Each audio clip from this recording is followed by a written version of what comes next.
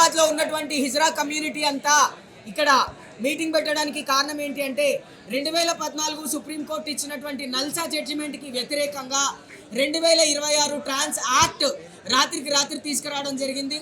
మేము ఒకవేళ ట్రాన్స్ మహిళలు అని ప్రూవ్ చేసుకోవాలి అంటే మేము వెళ్ళి నగ్నంగా నిలబడాలి మెడికల్ ఆఫీసర్ ముందు అంటున్నారు. అది మాకు ఇష్టం లేదు.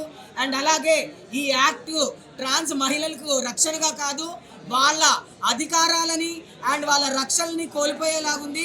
మమ్మల్ని కంప్లీట్గా ఈ చట్టము భారతదేశంలో తిరగకుండా ఉండడానికి చేసినటువంటి చట్టంలా మాకు అనిపిస్తుంది. కాబట్టి మాకు ఎటువంటి చట్టం వద్దు, ఇంప్లిమెంట్ చేస్తే 2014 సుప్రీంకోర్టు నల్సా జడ్జిమెంట్ ఇంప్లిమెంట్ చేయండి, లేకపోతే మాకు రాజ్యాంగ హక్కులు కల్పించండి తెలంగాణ వ్యాప్తంగా అని తెలంగాణ ప్రభుత్వాన్ని మేము కోరుకుంటున్నాం. Thank you. ఒకవేళ ఇలాగే ఈ బీజేపీ ప్రభుత్వం 2026 ట్రాన్స్జెండర్ యాక్ట్ని కనుక మా పైన బలవంతంగా రుద్దాలి అనుకుంటే మేము ఖచ్చితంగా తెగిస్తాము, మేము ఖచ్చితంగా ధర్నాలు చేస్తాము. అవసరమైతే మేము సుప్రీంకోర్టు దగ్గరైనా కూర్చుంటాము నల్సా ఇంప్లిమెంట్ చేయమని. కానీ ఎట్టి పరిస్థితుల్లో 2026 ట్రాన్స్ యాక్ట్ని మాత్రం ఇంప్లిమెంట్ అవ్వనివ్వము. ఏరేయడం కోసం మీరు చట్టం పెడితే నిజంగా ఉన్న వాళ్ళకి ఎందుకండి మెడికల్ పరీక్ష అని నేను బీజేపీ ప్రభుత్వాన్ని అడుగుతున్నాను. మోదీ మగవాడే అని చెప్పి ఏమైనా పరీక్ష చేసి ఆయన మగవాడు అంటున్నారా? చెప్పండి. కాదు కదా. ద్రౌపది ముర్ము ఆడవాళ్ళు అనగానే మేము ఆడవాళ్ళు అంటున్నాం కదా, వాళ్ళని అడుగుతున్నారా మేము ఆడవాళ్ళు అన్న గ్యారంటీ ఏంటి అని చెప్పండి అని. అలాంటప్పుడు మేము హిజ్రాలమని, మేము ట్రాన్స్ మహిళలమని, మేము ట్రాన్స్ పురుషులమని చెప్తున్నప్పుడు మీరు కాదు, మీరు పరీక్ష చేయించుకోవాలని ఎలా అంటారు? ఉల్లంఘన కాదా? మేము గవర్నమెంట్కి ఒకటే చెప్తామండి, అందరూ పుట్టగానే లేకపోతే అందరూ తొడల మధ్య ఏముంది, లేకపోతే నా లంగా కింద ఏముంది, వాడి లింగు కింద ఏముంది అని చూడడం కాదు. మేము స్వీయంగా మమ్మల్ని మేము ట్రాన్స్ మహిళలము అని నిర్ధారిస్తున్నప్పుడు మీరు అదే తీసుకోవాలి తప్ప జెండర్ వేరు సెక్షువాలిటీ వేరు ఆ రెండింటిని కలిపి ఇలాంటి బిల్లు తీసుకొచ్చి మమ్మల్ని రోడ్ల పాలు చేయొద్దు, మమ్మల్ని హింస పెట్టొద్దు.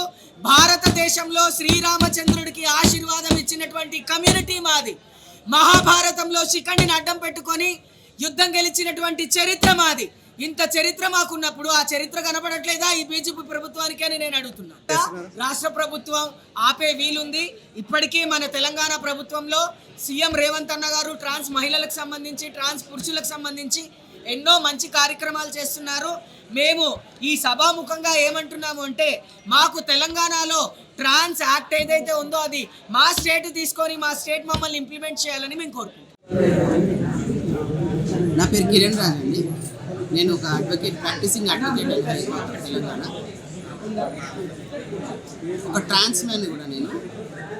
చాలా బాధాకరమైన విషయం ఏంటంటే transgender persons protection of rights act 2026 అని పెట్టి ట్రాన్స్జెండర్ వ్యక్తులకు కంప్లీట్గా వ్యతిరేకమైనటువంటి విషయాలను ఈ యొక్క యాక్ట్లో పెట్టారు. ఈ యాక్ట్ అనేది అసలు ట్రాన్స్జెండర్ పర్సన్స్కి ఏ విధంగా కూడా మేలు చేసేదానిలాగా లేనే లేదండి.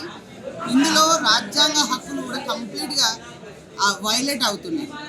మన భారతదేశం మనకు రాజ్యాంగం ఇచ్చింది. రాజ్యాంగంలో ప్రతి ఒక్కరికి కూడా ఆర్టికల్ 15, ఆర్టికల్ 19, ఆర్టికల్ 21 ప్రకారం ప్రతి ఒక్కరికి డిగ్నిటీగా జీవించే హక్కు ఉంది. అలాగే తన జెండర్ని చూపించుకునే హక్కు ఉంది. అలాగే ఎవరు కూడా జెండర్ విషయంలో డిస్క్రిమినేట్ చేయకూడదని చెప్పి మనకు రాజ్యాంగం చెప్తుంది.